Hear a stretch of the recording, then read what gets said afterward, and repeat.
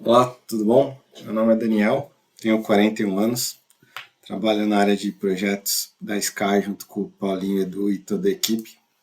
Vim falar com vocês a convite da Tati sobre o tema de inclusão, focando especificamente no TEA, a fim de termos uma compreensão e entendimento melhor sobre esse grupo de pessoas que têm esse diagnóstico.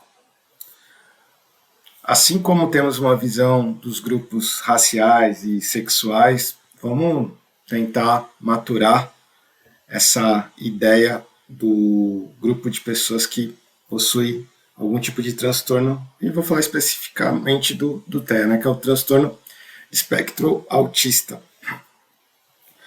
O que é um espectro? O espectro é uma banda bem larga, uma paleta de cores, onde uma variedade de pessoas se enquadra em alguma faixa de cor ou de banda ou do que queira.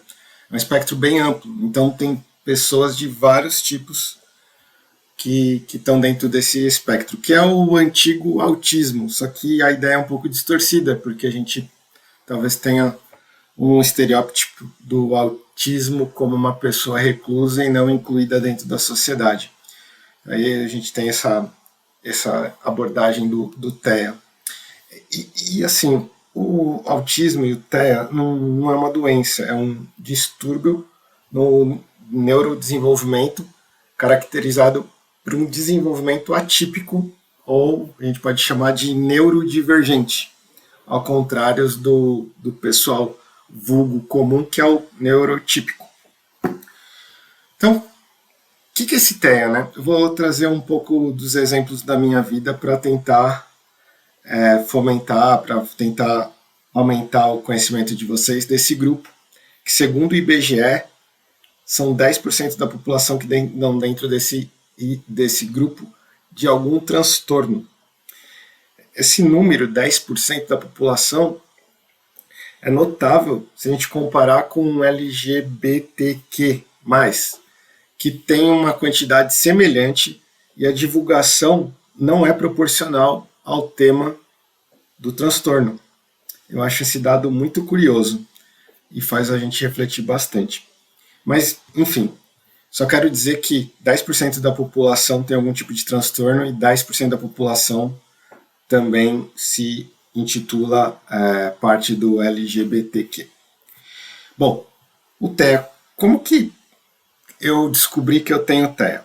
Bem parecido com a história da Letícia Sabatella, uma atriz que descobriu que a filha tinha. Essa história é a minha. Tipo, meu filho nasceu, ele tinha alguns comportamentos diferentes, como ordenar carrinho em vez de brincar com os carrinhos. Sabe aquela criança que fica olhando uma bola, mas não brinca com a bola? Aquela pessoa que tem um Lego, mas ordena o Lego e não monta o Lego? Então, a gente começou a ver alguns comportamentos diferentes. E não preciso só falar dele, eu posso ver a minha história mesmo, né? Por exemplo, o TEA, ele tem tem um comportamento que chama estereotipia, onde são movimentos involuntários que o corpo aciona com o objetivo de controlar suas emoções. Então, que é diferente do nervosismo que a gente tem quando está em alguma apresentação, em alguma tarefa que tenha alguma situação, né? Então, essa estereotipia, vou dar um exemplo meu. Eu estava numa reunião e eu não parava de mexer a perna. Sempre tem um cara engraçado, né, o palhaço da turma, pegou e falou: pô, Daniel, você tá. Sua perna parece um ventilador, não para de se mexer. E naquela época eu nem sabia que eu tinha TEA e nem sabia o motivo do que meu corpo fazia aquilo. E agora eu lendo, conhecendo, fazendo terapia, eu entendo que isso é um comportamento atípico, né? Que é uma estereotipia onde o corpo tenta regular as emoções. Em casos mais drásticos, por exemplo, você vê em alguns filmes, a pessoa baixa a cabeça na parede sem explicação. Na verdade, ela está tentando controlar as emoções de um jeito que amorteça o corpo. Mas tem muita história para falar, mas vamos tentar ser mais objetivo aqui. no sentido dos comportamentos que eu identifiquei e que tenho que ficar monitorando, pois não é natural das pessoas ditas como neurotípicos, das pessoas normais. Vou trazer bem para o lado da Sky aqui, do trabalho mesmo, e um pouco da minha vida pessoal. São comportamentos como, nós somos mais frios, é difícil de se colocar no lugar do próximo, não sei explicar porquê, mas é um comportamento que a gente tem, sente dos filhos, e com o parceiro também é complicado,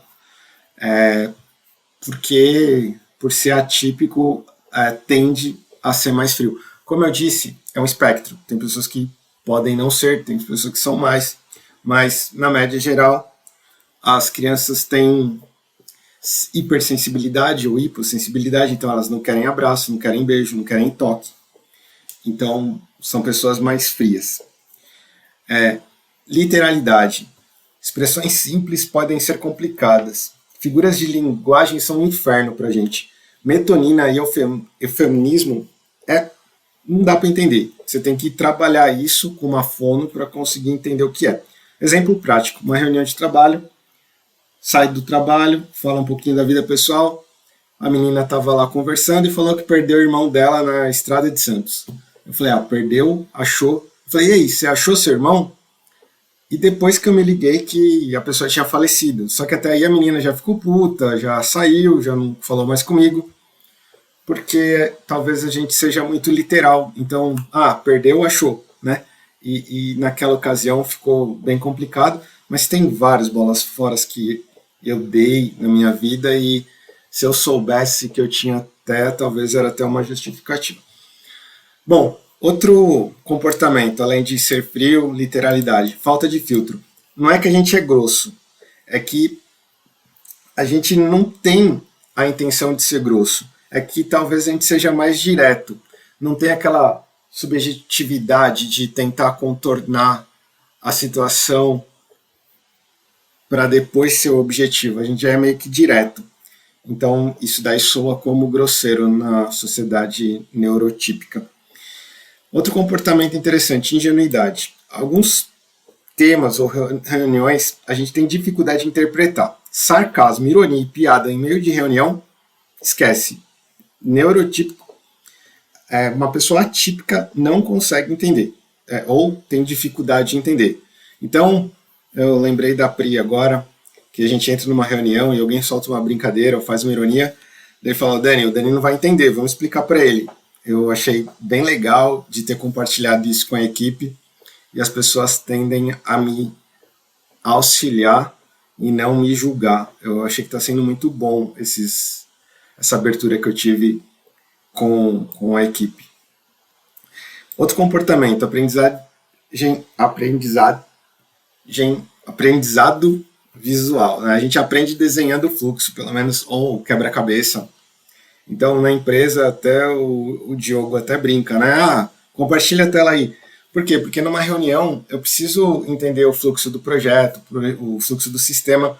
Então eu começo a desenhar uns quadradinhos, organogramas, uma situação para que eu veja o fluxo da informação sendo traçado. Isso me ajuda muito e está sendo de grande auxílio essa aprendizagem visual. Repetição, outro comportamento que eu aprendi a monitorar. Quem tem transtorno geralmente repete muito, porque para sedimentar a ideia na memória. Então, em uma reunião eu posso ser repetitivo ou talvez até um pouco prolixo, porque eu acabo repetindo, mas para entender. E eu acho que isso, de certa forma, faz até bem para o time, porque acaba todo mundo ficando na mesma página. Acho interessante, mas é outro comportamento que a gente tem que monitorar. Memorização, geralmente, para quem tem TEA, é excelente. No meu caso, não. Eu utilizo um bloco de notas enorme para conseguir amenizar essa deficiência que eu tenho. Então, meu bloco, sei lá quantas mil linhas tem, mas eu tenho todo o histórico lá dos meus trabalhos e consigo buscar uma tabela, um sistema que eu tenha mexido. A gente consegue se organizar nesses comportamentos aqui. E para cada comportamento a gente tem um leque de opções, ou a gente começa a aprender a conviver com elas de uma forma mais efetiva. Outro comportamento interessante é o comprometimento. Cara, quem tem TEA, eu acho que leva para o coração tudo que te falam e tudo que acontece. Então, se um projeto dá erro, é sua culpa. Ah, se a pessoa falou alguma coisa, foi para você. Acaba se martirizando, porque eu acredito que você acaba, não sei porquê, mas quando você entra numa coisa, você acaba indo querendo que aconteça. Tudo que você faz, você tem um objetivo, um caminho e é reto e você quer. Então, acaba acontecendo isso, você leva muita coisa pro coração para chegar nesse objetivo e você acaba se comprometendo.